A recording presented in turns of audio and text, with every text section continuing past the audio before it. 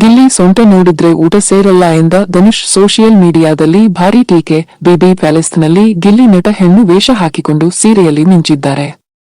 ಇನ್ನು ಸ್ಪಂದನ ಸೋಮಣ್ಣ ಹುಡುಗ ವೇಷದಲ್ಲಿ ಗಿಲ್ಲಿಗೆ ಜೊತೆಯಾಗಿ ಮಾಡೆಲಿಂಗ್ ಮಾಡಿದ್ದು ಪ್ರೇಕ್ಷಕರನ್ನ ಆಕರ್ಷಿಸಿದೆ. ಆದರೆ ಈ ಗೆಟಪ್ ನೋಡಿದ ಧನುಷ್ ಗೌಡ ಗಿಲ್ಲಿ ಬಗ್ಗೆ ಆಡಿಕೊಂಡು ನಗಾಡಿದ್ದಾರೆ. ಧನುಷ್ ಅಪಹಾಸ್ಯಕ್ಕೆ ಪ್ರೇಕ್ಷಕರು ಗರಂ ಆಗಿದ್ದಾರೆ. ಹೇಗಿತ್ತು ಗಿಲ್ಲಿ ನಟನ ಹೊಸ ಗೆಟಪ್? ಬಿಗ್ ಬಾಸ್ನಲ್ಲಿ ಅತಿಥಿಗಳನ್ನ ಎಂಟರ್ಟೈನ್ ಮಾಡಲು ಗಿಲ್ಲಿ ನಟ ಸೀರೆಯುಟ್ಟು ಹೆಣ್ಣು ವೇಷದಲ್ಲಿ ಕಾಣಿಸಿಕೊಂಡರು. ಹೆಣ್ಣಿನಂತೆ ಸೀರೆಯುಟ್ಟ ಗಿಲ್ಲಿ ತಕ್ಕಂತೆ ಮೇಕಪ್ ಮಾಡಿಕೊಂಡು ಹುಡುಗಿಯರಂತೆ ಹೀಲ್ಸ್ ಚಪ್ಪಲಿ ಹಾಕಿಕೊಂಡು ರ್ಯಾಂಪ್ ವಾಕ್ ಮಾಡಿದ್ದಾರೆ. ಸ್ಪಂದನ ಸೋಮಣ್ಣ ಹುಡುಗರ ವೇಷ ತೊಟ್ಟು ಗಿಲ್ಲಿ ಜೊತೆಯಾಗಿ ಮಾಡೆಲಿಂಗ್ ಮಾಡಿದರು.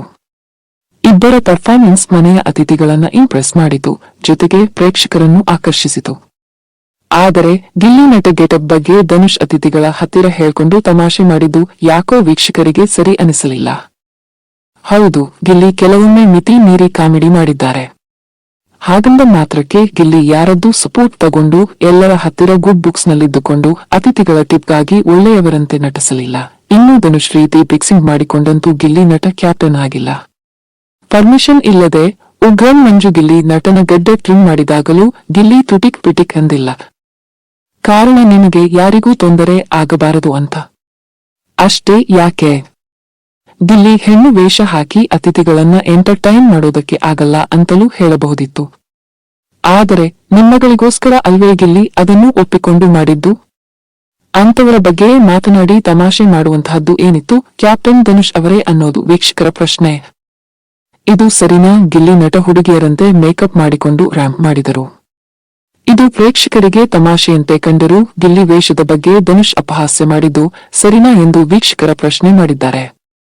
ಗಿಲ್ಲಿ ಬಗ್ಗೆ ಅಪಹಾಸ್ಯ? ಹೆಣ್ಣು ವೇಷ ಹಾಕಿಕೊಂಡಿದ್ದ ಗಿಲ್ಲಿಯನ್ನು ನೋಡಿ ಅವನು ನೋಡೋಕೆ ಹುಡುಗಿ ತರಹ ಇದ್ದಾನಾ? ಮಾಡೆಲ್ ಅಂತೆ ಅವನು.